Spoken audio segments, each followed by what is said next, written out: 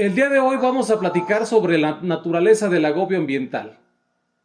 ¿Qué es el agobio ambiental? El agobio es cuando la planta está experimentando algún tipo de estrés. Se puede dividir el estrés en dos grupos, el estrés biótico y el estrés abiótico. Vamos a enfocarnos el día de hoy al estrés abiótico. Esencialmente, el problema de la sequía nos está perjudicando en todo el mundo, en todas las regiones.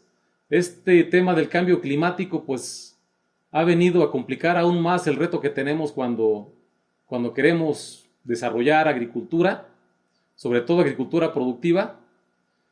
Y el estrés se ve manifiesto en una merma en la producción, en la falta de crecimiento, en condiciones adecuadas del cultivo. Es un desafío siempre. Hay un desbalance económico para el productor, es un desbalance hormonal para la planta que compromete la producción y que es algo con lo cual tenemos que lidiar, que tenemos que contender prácticamente todos los que nos dedicamos a la agricultura. ¿Qué nos cuentan las plantas sobre el estrés? Aquí les presento un corte. Esta es una fotografía de un tallo de una planta leñosa, donde pueden ustedes observar los anillos de crecimiento. Entender el estrés es muy importante porque nos hace acercarnos un poco al maravilloso mundo de las plantas y también a reconocer cómo las plantas tienen diferentes estrategias para adaptarse al estrés que han ido adquiriendo con la evolución. Algunas de ellas son realmente excepcionales, como podemos observar aquí en los anillos de crecimiento. Ustedes pueden ver en ese corte de tallo varios anillos de crecimiento. Los anillos más gruesos reflejan el crecimiento en diámetro, en biomasa, que tuvo ese árbol durante la temporada de lluvias, que es cuando hay agua disponible. Los anillos delgados, cada línea de color más oscuro, es el crecimiento que hubo en el periodo de sequía. Sabemos que los periodos de lluvias suelen ser cortos, probablemente no más de 4 meses, al menos en México. Y el periodo de sequía llega a durar hasta 8 o 9 meses. Y es muy interesante el poder observar cómo cuando hay agua disponible es cuando la planta invierte más energía en poder crecer y en desarrollarse. Si este corte de tallo, si esta radiografía del tallo fuera de una planta de interés agronómico, por ejemplo, un árbol de aguacate o palto, nos daríamos cuenta que el agua es fundamental para el crecimiento. Y también nos indica con esos anillos delgados que tenemos allí, que la planta cuando experimenta sequía, cuando no hay agua disponible, prácticamente no crece y entra en un periodo de latencia o en un periodo de dormancia donde su fotosíntesis, su metabolismo, prácticamente quedan al mínimo permisible y en algunos casos la planta no puede siquiera resistir y eventualmente puede morir. Esto se tiene muy bien documentado. Aquí tenemos fotografías, diferentes imágenes de árboles en su ambiente natural, donde podemos claramente ver cómo hay parches de color más claro, que son los árboles que murieron, que no pudieron resistir la temporada de sequía. En este sentido, es importante notar que esta capacidad que tienen las plantas casi de dormir, de quedar al mínimo en sus actividades biológicas, cuando hay un estrés tan fuerte como es la sequía, no siempre garantiza la sobrevivencia. Y actualmente se reconoce que es un tremendo problema ecológico que nos está perjudicando en los ecosistemas de todo el mundo. En el caso de la agricultura, nosotros tenemos una excepción porque las especies con las que trabajamos son especies domésticas, las hemos domesticado. Esto significa que necesitan de nuestro cuidado permanente, que necesitan que les procuremos la nutrición adecuada, el agua adecuada, las condiciones ambientales que puedan ser propicias, y que eliminemos al máximo aquellos factores que pueden causar estrés. ¿Cuáles son esos factores? La luz ultravioleta, por un lado, la luz que viene del sol, incluye radiación que es muy dañina, que afecta incluso el material genético. El elemento mutagénico más importante que tenemos en el ambiente son de hecho los rayos ultravioleta del sol, y las plantas, al ser organismos sésiles, no pueden escapar de este estrés, tienen que resistir este estrés. Podemos imaginarnos en la temporada de secas, cuando la radiación es intensa, cuando el fotoperiodo es más amplio, estamos recibiendo una exposición de entre 8 a 14 horas de sol intenso, con el consecuente estrés causado por la radiación ultravioleta. También tenemos los cambios en las temperaturas. Esas pueden ser altas o pueden ser frías, dependiendo de la región del planeta en la que estemos trabajando. La sequía, que es un problema ya he mencionado prácticamente mundial. En algunos lugares la salinidad, en otros la contaminación, el frío, las granizadas. Todos estos factores los podemos englobar en un concepto que es lo que se conoce como estrés abiótico. Las plantas tienen que adaptarse, los agricultores tienen que adaptarse para poder hacer producir sus terrenos ante diversas situaciones que pueden ser muy adversas. Ahora bien, las plantas han evolucionado en ambientes siempre presente el estrés. Y en esta curva que pueden ustedes observar, tenemos el ejemplo de una especie la cual va a estar ajustando sus programas de crecimiento, su desarrollo de la raíz, el tamaño general, la biomasa que puede alcanzar en función de las condiciones de crecimiento. Tenemos que decir que no todo el estrés es negativo. Aquí vamos a reconocer diversos niveles de estrés o de agobio. Normalmente tenemos que lidiar con la parte más a la derecha de la curva, donde la planta no puede crecer cuando el factor agobiante es muy intenso. Pero si el estrés es suave, podemos tener incluso un efecto benéfico en la planta, llevando a un mejor crecimiento y productividad. Esta respuesta ha cobrado importancia reciente por las posibles aplicaciones que tiene, y se le ha dado el concepto de hormesis. La hormesis entonces es un efecto de un estrés suave sobre un cultivo, sobre una planta, que causa un efecto positivo en el crecimiento.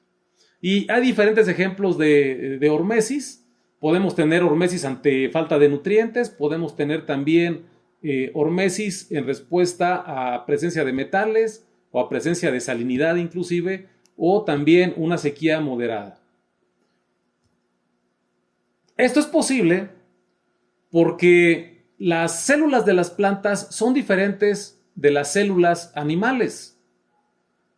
Es importante recalcar aquí que los dos grandes grupos de organismos que habitamos en este planeta, donde nos incluimos los seres humanos, los animales y las plantas, hemos evolucionado prácticamente bajo las mismas condiciones, bajo las mismas presiones de selección.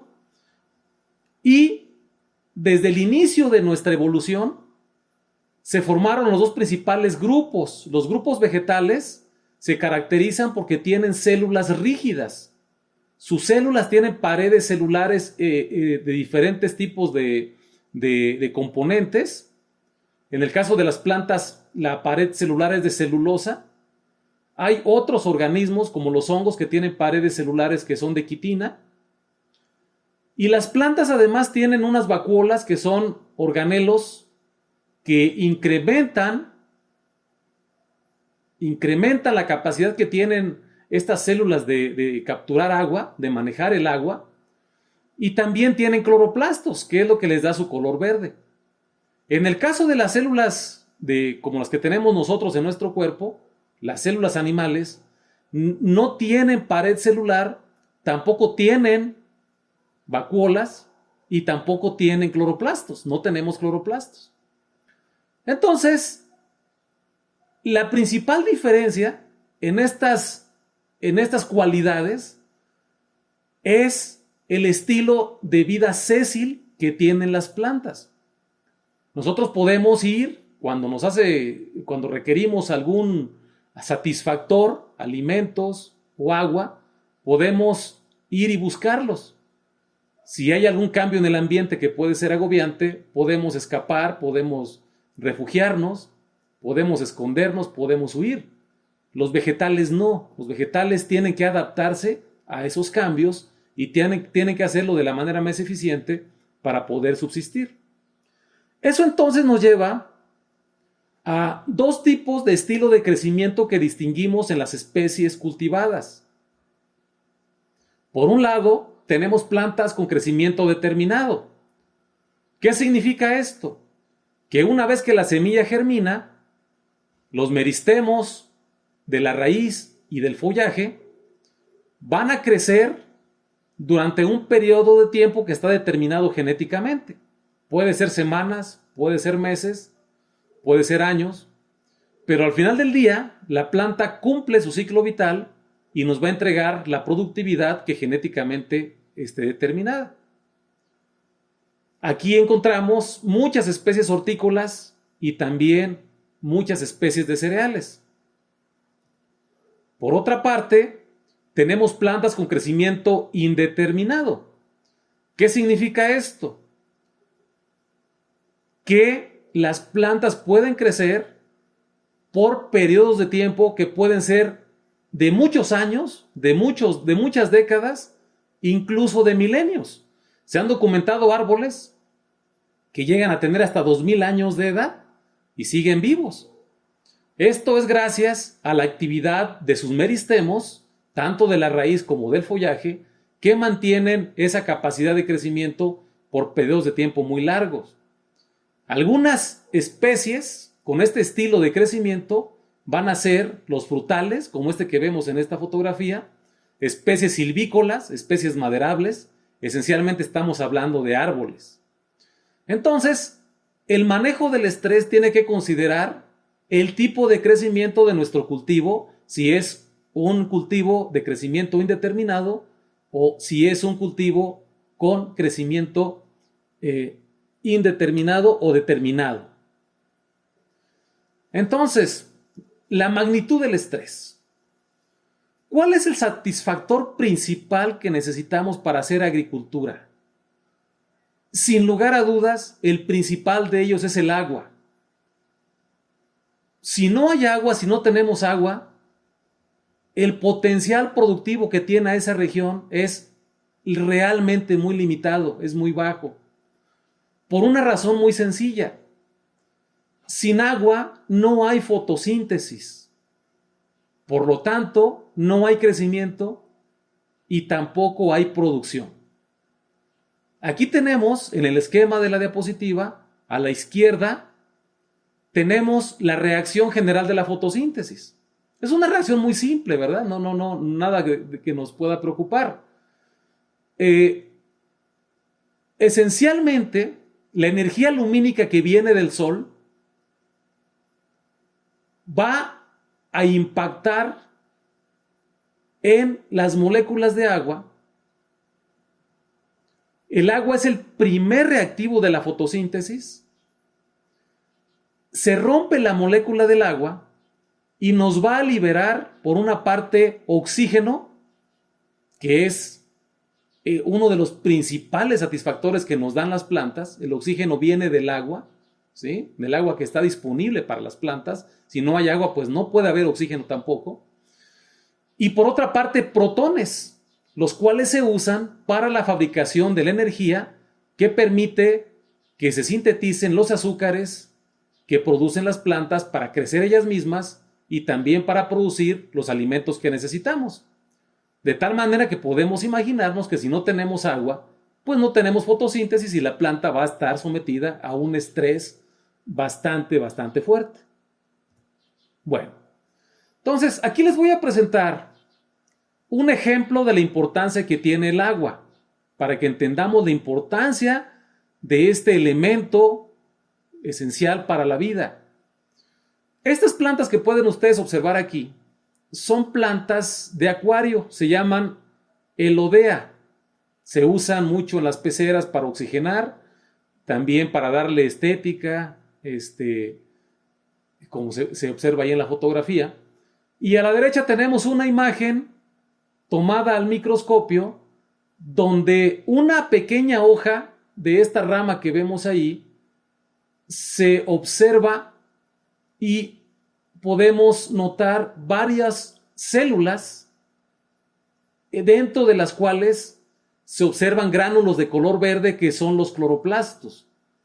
Esos cloroplastos son los responsables de la fotosíntesis. Ahora les voy a presentar un video donde podemos nosotros apreciar lo maravilloso que es el funcionamiento de las células vegetales, que son con las que trabajamos todos los días. Tenemos que imaginarnos cuando vamos al campo, si somos productores, si somos directivos de alguna compañía o de alguna empresa, o si somos gente que formula bioestimulantes, tenemos que imaginarnos cuando vamos al campo y observamos un árbol o una plantación de algún cereal, lo que está pasando en cada una de las hojas de esa planta. Vean ustedes cómo lo que está delimitado en esta fotografía, lo que delimita a la célula es su pared celular. En el centro vemos un círculo que es el núcleo. Vemos a los cloroplastos que están moviéndose alrededor, los acabamos de observar. Y vemos también una gran cantidad de bacterias que están viviendo en el citoplasma de las células. Esto es muy interesante porque nos indica que el funcionamiento de las plantas, de sus células, está íntimamente ligado con los microorganismos. Este video se tomó en condiciones de una buena hidratación, cuando hay agua disponible. Pero ¿qué sucede si nosotros a la misma hoja aplicamos una solución salina? Lo que ocurre ahora es que la membrana celular se despega. Ahora pueden ustedes notar cómo los cloroplastos, el núcleo, se despegan de la pared celular y ahora se acomodan en el centro de la célula. Esto es lo que está ocurriendo cuando nosotros observamos en el campo una planta que está deshidratada, una planta que está marchita. Esto puede ocurrir no solamente por la escasez de agua, también puede ocurrir por un uso excesivo de fertilizantes, un uso excesivo de insumos, una aplicación excesiva de sales, por la misma agua de riego o por la calidad del agua que aplicamos para el riego. Este es un problema que tiene que ver con la salinización de los suelos. ¿Cómo se explica? Se explica porque lo que hacen las sales en el suelo, si el suelo es muy rico en sales, chupa el agua de las raíces, saca el agua de la planta y la planta pierde agua. La poca agua que puede capturar por la humedad del ambiente, lo cual puede ocurrir por las hojas, por los tricomas que hay en las hojas, por los poros de las hojas que son los estomas. Si el suelo es muy salino, puede haber una deshidratación aunque tengamos agua disponible. ¿Qué pasa en esta condición? Vamos a observar ahora un video de una planta que está sufriendo por escasez de agua o por salinidad en el suelo. Ahora podemos observar, se observa claramente la membrana plasmática que está despegada de la pared. Noten ustedes ahí, en la célula del centro. Los cloroplastos ya están amontonados, algunos ya no se están moviendo Las bacterias que viven en el citoplasma también ya están experimentando un estrés y todo ese dinamismo, todas esas funciones que hacen posible la productividad, la fotosíntesis, el metabolismo, ahora se ven interrumpidas. Lo único que le queda a la planta es dormir y tratar de resistir el estrés esperando que lleguen condiciones más propicias. Aquí podemos observar diferentes grados de estrés. Esa célula del centro aún mantiene movimiento citoplásmico. Hay corrientes de citoplasma con sus cloroplastos, sus bacterias moviéndose. La célula de abajo, ya la membrana se despegó de la pared y las funciones de fotosíntesis y metabolismo se encuentran interrumpidas. Aquí es donde entramos nosotros en el manejo agrícola. ¿Cómo podemos hacer nosotros para poder revertir este daño, esta alteración fisiológica que tenemos en las células de las hojas de nuestro cultivo favorito? ¿Qué estrategias tenemos? Va a depender de diferentes circunstancias. ¿Con qué cultivo trabajamos?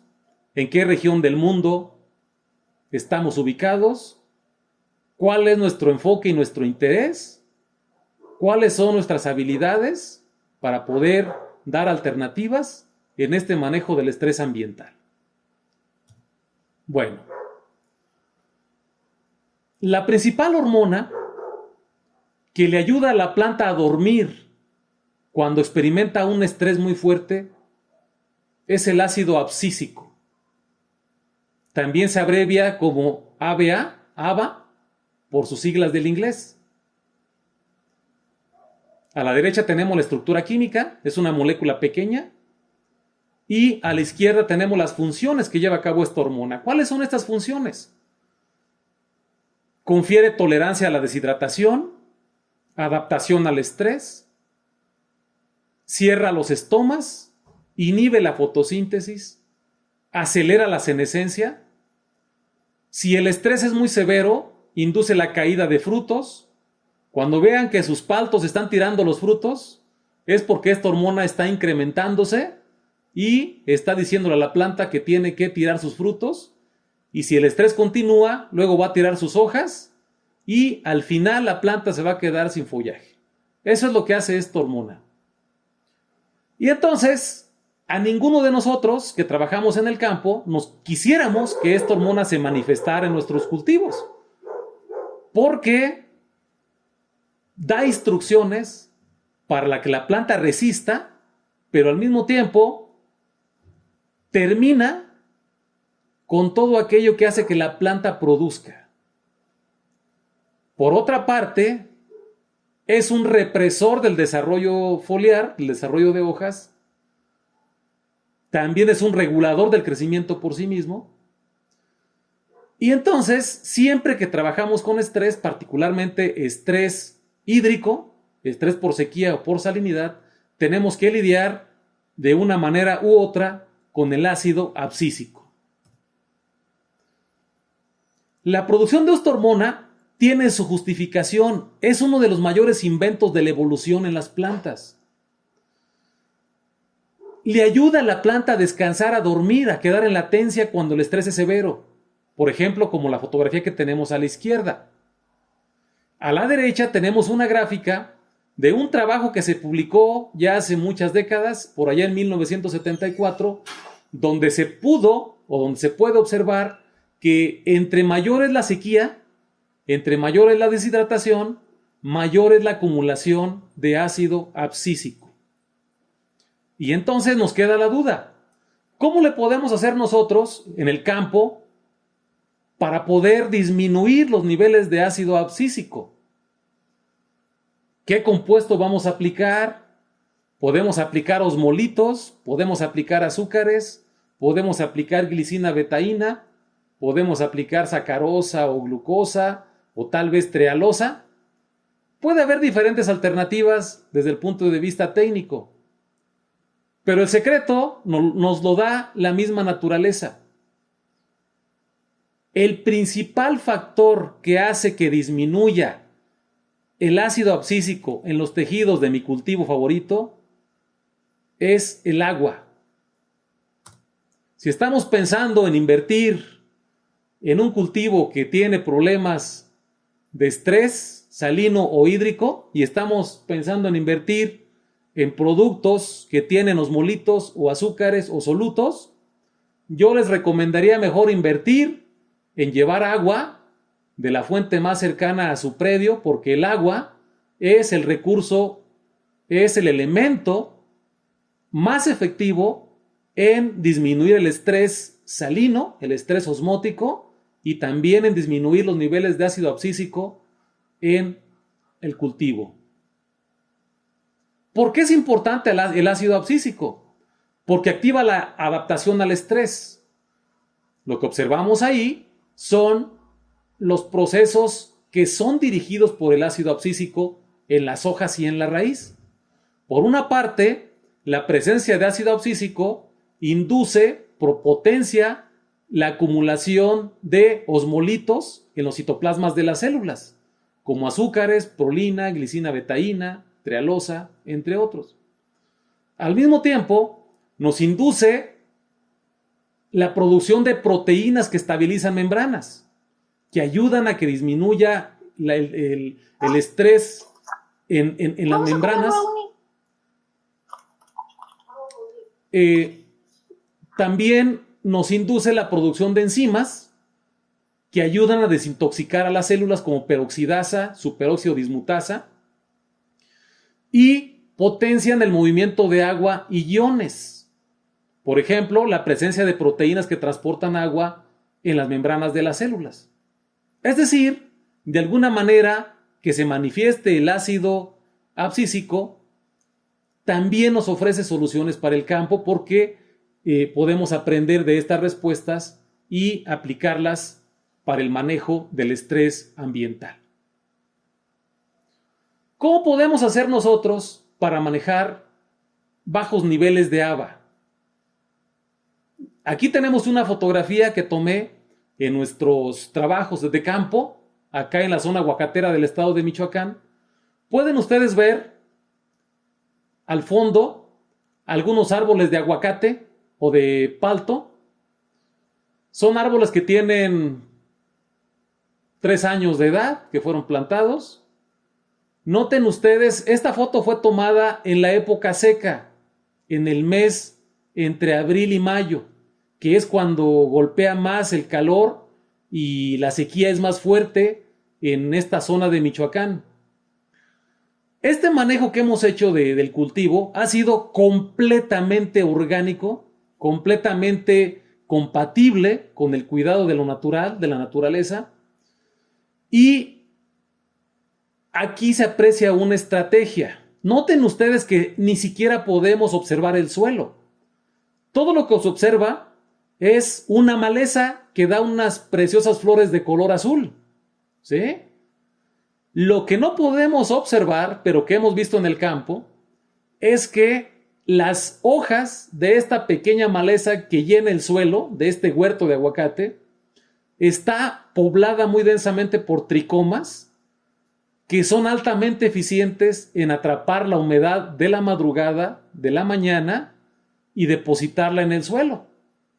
Una estrategia muy simple para mantener la humedad del suelo es mantener este tipo de cobertura vegetal. Vean ustedes que los árboles que están allí no se encuentran estresados. Vamos a ver un poco más adelante esto. Pero hay algunas soluciones muy simples. Uno puede optimizar el uso del agua si ésta es limitada. Uno puede acomodar la aplicación de nutrientes junto con el riego, un riego inteligente, un riego lógico, un riego tecnificado, puede ser, manteniendo esa cobertura vegetal, evitando la evapotranspiración, la deshidratación del suelo, y por otra parte potenciamos la retención de dióxido de carbono y también mantenemos la biodiversidad de microorganismos, de hongos y de bacterias benéficas que son habitantes naturales de estos suelos, y vamos a tener un beneficio directo en optimizar el crecimiento de nuestras plantas en la época de mayor presión, que es la época seca. Pues hay alternativas que son amigables con el ambiente, que tienen múltiples impactos y que son realmente muy baratas, muy económicas. Bueno, aquí les presento una experiencia que tuvimos en palto, en aguacate también, aquí en la zona aguacatera de Michoacán.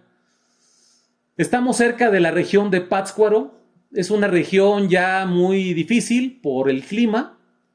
Normalmente esta zona, ya en periodos de invierno, llegan a golpear heladas.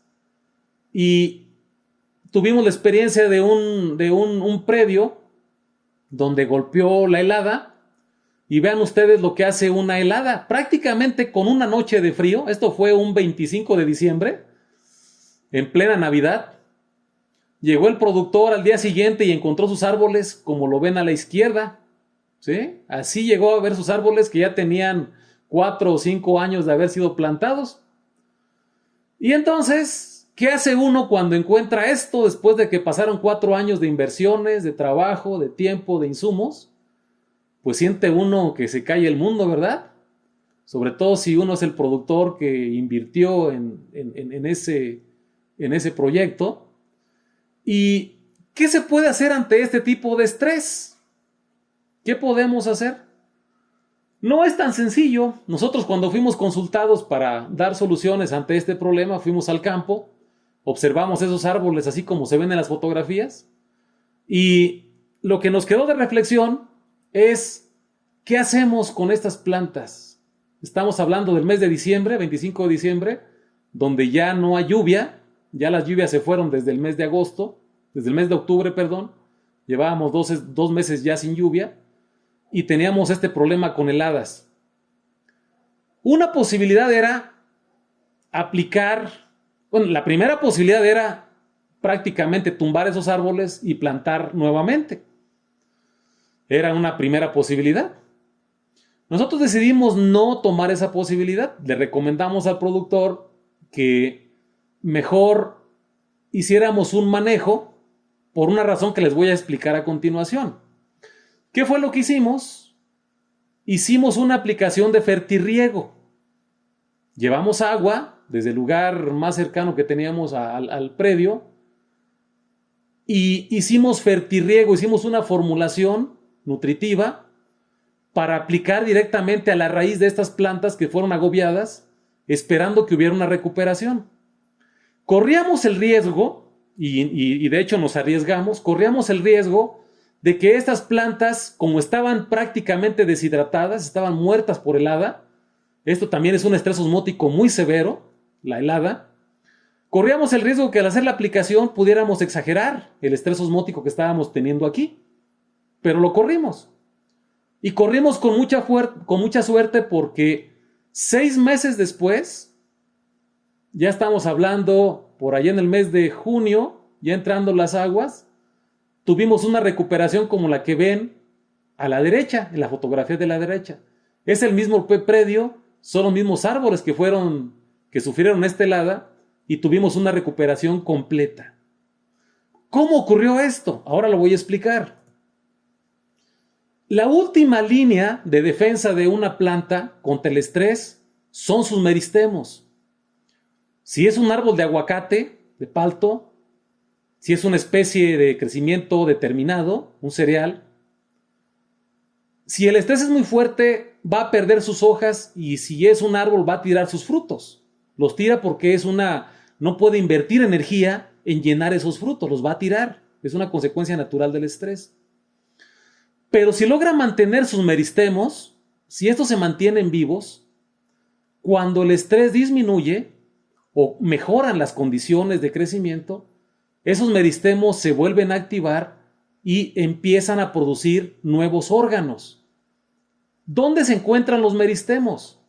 Se encuentran en varias regiones de la planta. Usualmente se encuentran en las puntas de las ramas. También existen meristemos axilares que se encuentran en la base de las ramas o en la base de los peciolos de las hojas. También se encuentran en la raíz, por supuesto, los meristemos radiculares. Y lo último que puede perder una planta son sus meristemos. Mientras una planta mantenga meristemos, se va a mantener viva, aunque el estrés sea muy severo. Ese concepto fue el que aplicamos en el manejo de la helada que acabamos de observar con el palto. Aquí tenemos los meristemos del aguacate, del árbol del aguacate, del palto, ¿sí? A la izquierda pueden ver ustedes una rama que tiene a su vez varias ramas más pequeñas. En cada punta de esa rama están ubicados los meristemos. Decíamos, si el estrés es fuerte, vamos a observar lo que tenemos a la izquierda. Pero en algún momento, cuando las condiciones cambian, cada uno de esos meristemos me va a dar lugar a lo que tenemos a la derecha. Vean ustedes cómo en cada punta de cada rama hay brotación de una gran cantidad de hojas. Son manojos de hojas que se están formando por la actividad de cada uno de esos meristemos. Entonces, pues esto naturalmente nos da la estrategia, nos explica por qué pudimos rescatar este predio de esa helada activando sus meristemos. ¿Cómo se activan los meristemos? Mediante fertirriego. Ya sea por agua de lluvia, si tenemos lluvias adecuadas, o bien aplicando riego, ya sea por aspersión o ya sea local directamente a la raíz. Aquí vemos entonces unas fotografías de meristemos. A la izquierda tenemos un corte visto al microscopio donde cada pocillo que se ve allí, donde cada celdilla es una célula. Ven ustedes que en una pequeña región hay células más pequeñas en la punta y células más gruesas abajo. Esas son las que se activan para producir ramas, flores, hojas y frutos. Los frutos vienen de meristemos. Las hojas, cada vez que se cambian, cada periodo de recambio de hojas, viene de esos meristemos. A la derecha podemos observar la organogénesis dirigida después de que se activa un meristemo. Noten ustedes cómo hay emergencia de órganos y esos órganos son los que nos van a llevar a que haya más flores, más hojas, más frutos. Naturalmente que esto nos interesa. Si quisiéramos hacer manejo de productividad en campo, tenemos que pensar en cómo manejar la activación de los meristemos. Bueno, una buena nutrición, también hay que decirlo, después de una buena irrigación, protege y aumenta el tamaño de los meristemos. Eso fue lo que ocurrió con el caso de los paltos que fueron quemados por helada. Tenían sus meristemos activos y después del manejo que les hicimos se pudieron recuperar. Aquí tenemos un ejemplo de esto y abajo tenemos la información de dónde tomé estas imágenes. Es un artículo que se publicó en la revista de la Academia de Ciencias de los Estados Unidos apenas en 2018. Lo que tenemos allí son los meristemos de una planta que se llama Arabidopsis. Arriba, en las fotografías donde se ven las hojas, son las rosetas de la planta. En el centro tenemos el meristemo del cual salen toda esa serie de hojas que le dan forma a esa planta. Abajo tenemos las imágenes de microscopios donde se puede observar el tamaño de cada uno de esos meristemos que están en el centro, decíamos, de las rosetas que vemos de color verde arriba. Lo que estos autores hicieron notar es que si hay una buena nutrición, si hay una buena irrigación, estamos pensando en el fertirriego, en el caso de manejo agrícola, los meristemos se van a mantener sanos, se van a mantener activos y vamos a poder contender mejor con el estrés. Esta foto es muy bonita. Si nosotros aplicamos nitrato, aplicamos fosfato, aplicamos un poco de hierro, lo que ocurre en los meristemos, aquí se ven colores, son los mismos meristemos que veíamos en la diapositiva anterior. Ahora lo vemos en colores. En color amarillo vemos el centro, la parte más activa donde ocurre la división celular, y alrededor en color azul vemos la organogénesis, las yemas que se están formando a partir de ese meristemo. Podemos notar muy claramente que cuando suministramos nitrato, ahí donde dice 9 milimolar de nitrato, los meristemos son más grandes y son más activos. Entonces podemos tomar esta información para poder hacer un manejo en el campo a través del fertirriego, a través de un buen manejo de la nutrición, a través de la bioestimulación para mantener meristemos activos, ya sea en condiciones de estrés o ya sea en la temporada adecuada cuando tenemos agua disponible, que puede ser la temporada de lluvias. Estos meristemos están controlados por dos hormonas principales, las auxinas y las citocininas. Las citocininas en particular, además de dirigir la división celular, van a conferir tolerancia a sequía. Aquí tenemos un ejemplo de unas plantas transgénicas, se ve mejor en las fotografías de abajo, donde podemos observar plantas normales a la izquierda que están completamente secas después de que fueron sometidas a estrés. Y a la derecha, abajo, tenemos plantas transgénicas que tienen niveles incrementados de citocininas. Vean que las plantas sometidas al mismo tipo de estrés mantienen su cobertura vegetal, mantienen su soporte, mantienen una alta capacidad fotosintética, se observan hojas bien preservadas, y esto se logra incrementando los niveles de citocininas. ¿Cómo podemos hacer esto? Aquí entra la bioestimulación. Las hormonas vegetales nos dan diferentes tipos de estrategias cuando queremos manejar el estrés en plantas. El manejo de hormonas como las citocininas, como etileno, como auxinas, como ácido jasmónico, nos van a dar diferentes tipos de posibilidades para manejar el estrés abiótico y también para potenciar el crecimiento y la productividad. Vamos a los meristemos de la raíz. Los meristemos de la raíz es uno de los órganos menos comprendidos. Apenas tenemos información de los últimos años de cómo funciona la raíz. Por una razón, la raíz es el órgano de las plantas que se encuentra escondido, que se encuentra dentro del suelo, que no podemos ver y que es, por la misma razón, más difícil de estudiar. Pero la raíz es importantísima por varias razones.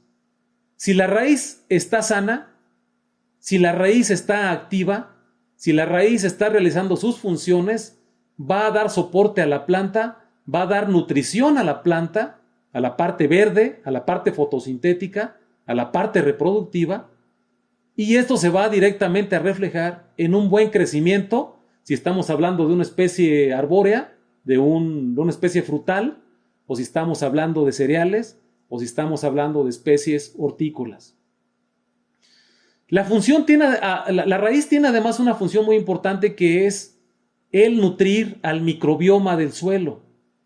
Nosotros tenemos que pensar que todos los seres vivos requerimos de tener un microbioma. Ya lo vimos en los videos que presenté hace unos minutos. Las bacterias son muy importantes.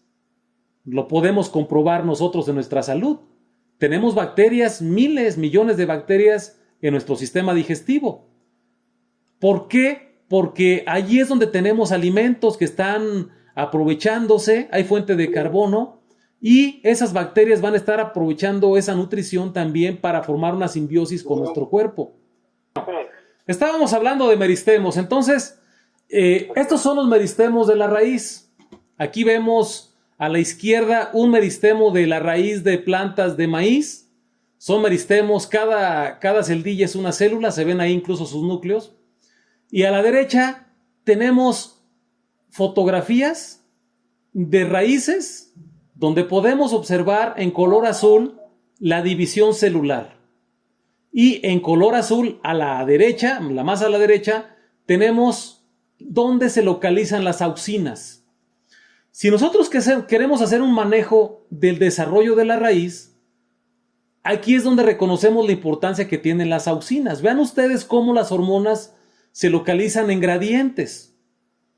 No están en toda la planta.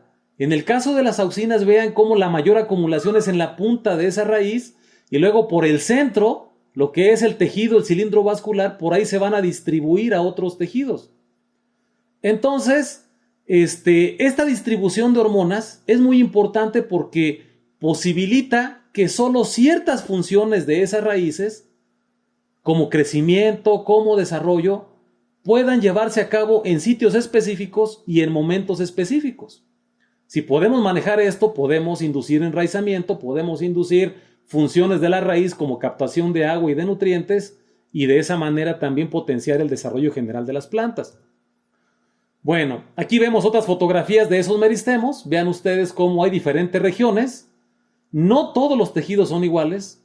Cada tejido de la planta hace actividades distintas y es importante conocer estas diferentes actividades para poder ayudarles, sobre todo a la resistencia al estrés y optimizar sus funciones. Bueno, el estrés, los diferentes tipos de estrés que ustedes conocen, la luz ultravioleta, la sequía, la salinidad, la deficiencia de nutrientes, van a afectar a los meristemos. Aquí tenemos un ejemplo muy bonito de eso. Ese trabajo lo publicamos en 2018. Vean cómo las raíces de arriba, ahí se ve claramente las filas de células en color rojo. Cada celdilla es una célula y cada fila es un tejido. Lo que tenemos abajo, pueden ustedes notar cómo en el centro de la raíz hay un parche de color rojo. Esa es una herida, es una llaga que se está formando en el meristemo cuando ese meristemo entra en estrés. Por ejemplo, cuando hay salinidad, cuando hay sequía, cuando hay falta de nutrientes. Esto ocurre por una razón muy simple. Para que haya división celular en los meristemos tiene que haber nutrientes, tiene que haber energía, tiene que haber agua.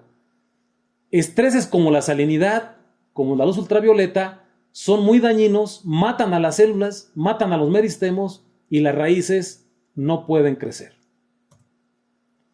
Vemos de nueva cuenta ese problema. Vemos cómo en el centro, en color amarillo y verde, es la zona dañada por el estrés.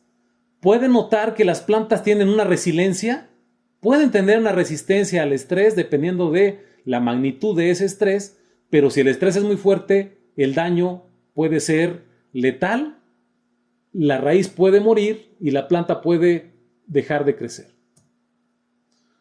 Un ejemplo es la carencia de fósforo. Vemos en el centro plantas a la derecha que están en carencia de fósforo y a la izquierda plantas que están en condiciones adecuadas de fósforo.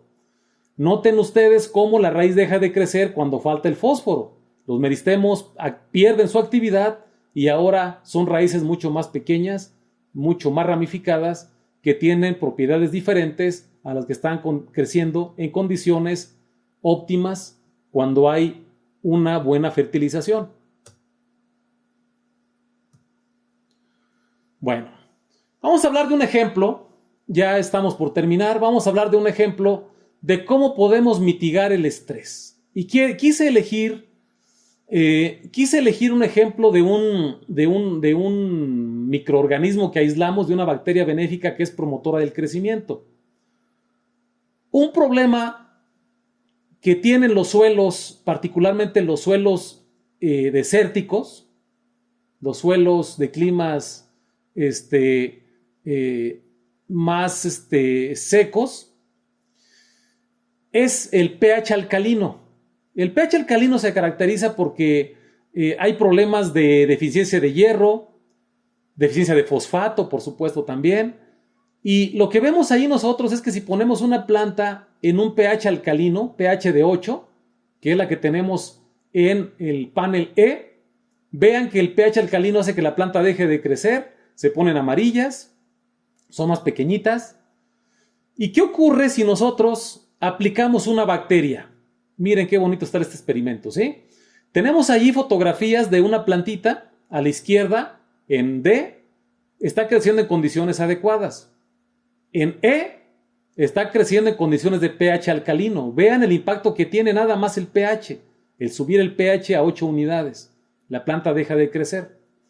Pero si nosotros crecemos a la planta en contacto con una bacteria benéfica, esta es una bacteria que se llama Achromobacter, vean cómo la planta crece más, forma más raíces, el follaje está creciendo bien, y en el panel G tenemos las mismas plantas en pH alcalino. Noten cómo la bacteria le ayuda a la planta a resistir ese estrés alcalino, pero además potencia el crecimiento. Este es un ejemplo de cómo nos ayuda la microbiología de cómo nos ayudan los microorganismos, los bioinsumos basados en microorganismos benéficos para poder contribuir en la resistencia de nuestros cultivos al estrés. ¿Cuáles son las propiedades que nos da la bacteria? Por una parte nos crea una cubierta sobre las raíces, una cubierta de protección, se forman películas, biopelículas, y además la bacteria, pues por sí misma, puede ser un excelente bioestimulante.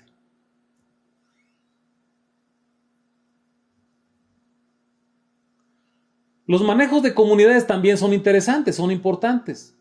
Hay varias posibles utilidades del manejo de comunidades. Uno puede ser como rompevientos, ya hablaba yo de la retención de humedad en el suelo, la mejora de las características físicas del suelo, la disminución de la evaporación, el promover que haya una mayor diversidad biológica y una muy importante que es la atracción y el cuidado de los polinizadores.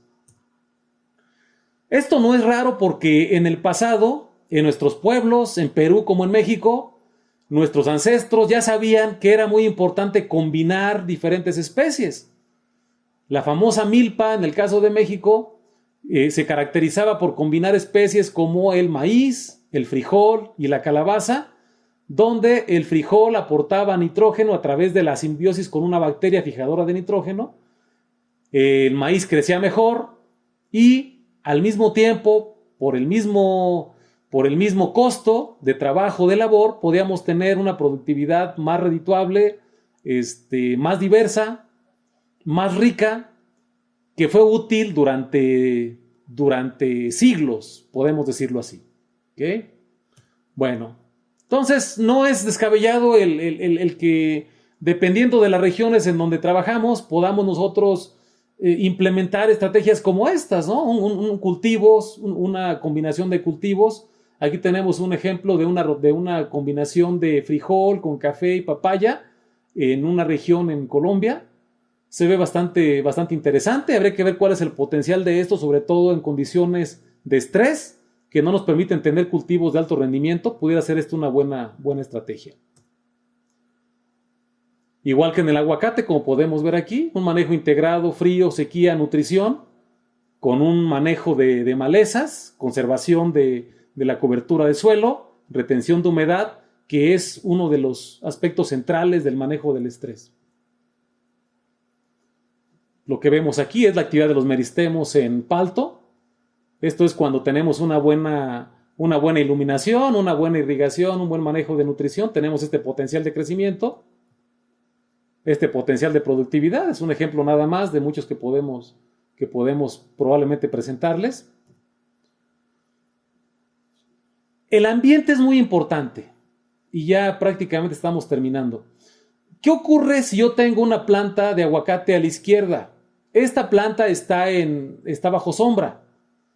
Un problema muy fuerte en el estado de Michoacán es que para poder tener la alta productividad de palto, se han talado los bosques. Son bosques ancestrales, milenarios, de coníferas, y esos bosques fueron talados para dar lugar a las plantaciones de paltos que tenemos en la actualidad. Quedan estas zonas donde aún hay algo de cobertura de bosque. Si plantamos ahí un árbol, vean ustedes lo que pasa a la izquierda. No se puede desarrollar. Esa planta tiene la misma edad de las plantas que están a la derecha. La planta que está a la derecha arriba es la misma que la que está abajo. Y quizás no me lo van a creer, pero es el mismo árbol. ¿Cuál es la diferencia? La fotografía de arriba es la parte del árbol que está de espaldas al sol. La parte de abajo es la parte del árbol que está de frente al sol. Pueden ver cómo los meristemos se activan con la luz y nos dan lugar a ese gran número de ramas donde después se van a producir las flores y se van a producir los frutos que nos van a dar una muy buena cosecha. Esto es nada más para que vean los detalles del manejo de una sola variable ambiental que es la luz, la importancia que tiene esto. Bueno, Vamos a hablar de los bioestimulantes, ¿verdad? ¿Qué son los bioestimulantes? Esencialmente son compuestos que nos ayudan a incrementar la producción agrícola. Aquí entran hormonas, entran microorganismos, entran aminoácidos, entran metabolitos y todos ellos son muy útiles. Algunos de ellos proporcionan cosas adicionales a los fertilizantes, a los nutrientes orgánicos. No es lo mismo fertilización que bioestimulación, son dos conceptos diferentes, aunque en algunos aspectos pueden estar traslapados. ¿Qué tipo de moléculas pueden ser útiles para la bioestimulación? Hablamos de hormonas. Hay toda una amplísima gama de moléculas para hacer bioestimulación. Algunos de ellos son de última generación, como estos que les voy a presentar. Estas moléculas las descubrimos nosotros en nuestro trabajo de investigación. Esta molécula que ven ustedes arriba se llama 6-pentilpiranona. Es el principal volátil de Trichoderma atrovíride. Trichoderma es un excelente hongo, agente de control biológico para uso en la agricultura. También es un excelente bioestimulante. Y una de sus moléculas, nada más esta molécula, la 6-pentilpiranona, vean lo que hace. A la izquierda tenemos fotografías de plantas que están creciendo cuando incrementamos la concentración de 6-pentilpiranona. Vean desde arriba hacia abajo cómo si incrementamos la concentración de la molécula en el medio de crecimiento, la planta ramifica más, crea más biomasa, crece mejor, simplemente con este efecto inductor que tiene la 6-pentilpiranona. A la derecha vemos plantas de jitomate, donde también se observa este efecto bioestimulante, lo que nos indica que tiene un espectro amplio de acción, tanto en especies hortícolas como en especies que pueden ser cereales y potencialmente también especies, árboles frutales. Bueno, otro bioestimulante, los ciclodipéptidos. Estas son moléculas también de última generación que producen las bacterias. Yo puedo, es factible hacer este manejo de bioestimulación con ciclodipéptidos, ya sea suministrando las bacterias vivas a los cultivos que producen estas moléculas, o bien purificando las moléculas desde cultivos bacterianos y formulando toda una serie de bioestimulantes para su suministro en el campo. Los ciclodipéptidos activan a los meristemos de la raíz, eso lo podemos ver aquí en color azul, son raíces, y en los sitios donde vemos color azul son los sitios donde están actuando los ciclodipéptidos. Estos compuestos son de bacterias, ya lo mencionamos, y actúan de una manera comparativa a como lo hace el ácido indol acético. Esto nos indica que las bacterias pueden tener hormonas que pueden realizar las actividades que hace el ácido indol acético, que es considerada una hormona principalmente de plantas. Estas son moléculas muy interesantes que quiero yo presentarles. Son moléculas que derivan de un aminoácido que es el triptofano. ¿Qué significa esto? Miren, que si nosotros aplicamos triptofano, que es un aminoácido, a nuestros cultivos en una formulación, podemos derivar del triptofano al menos 3 diferentes tipos de moléculas. A la izquierda, el ácido indol acético, que es la principal auxina vegetal. A la derecha, 2 moléculas, una se llama serotonina y una se llama melatonina. Y estas 2 moléculas son muy conocidas porque son neurotransmisores que están en el cerebro de los seres humanos. Están en nuestro cerebro y también están en las plantas. Lo interesante lo van a ver a continuación. Miren ustedes, si nosotros aplicamos serotonina a plantas en cultivo, abajo tenemos las fotografías, vean cómo si incrementamos la concentración de serotonina, vemos una mucha mejor ramificación. Podemos considerar que la serotonina es un enraizador. Pero si ahora nos vamos nosotros a observar las plantas que tratamos después de la germinación por un periodo de tiempo con serotonina y luego las transferimos a suelo, pueden ver ustedes cómo la planta crece más, desarrolla un mayor volumen de follaje, es más robusta, hay más biomasa cuando se aplica serotonina como un bioestimulante. Son datos realmente muy nuevos que pueden dar apertura a diferentes aplicaciones.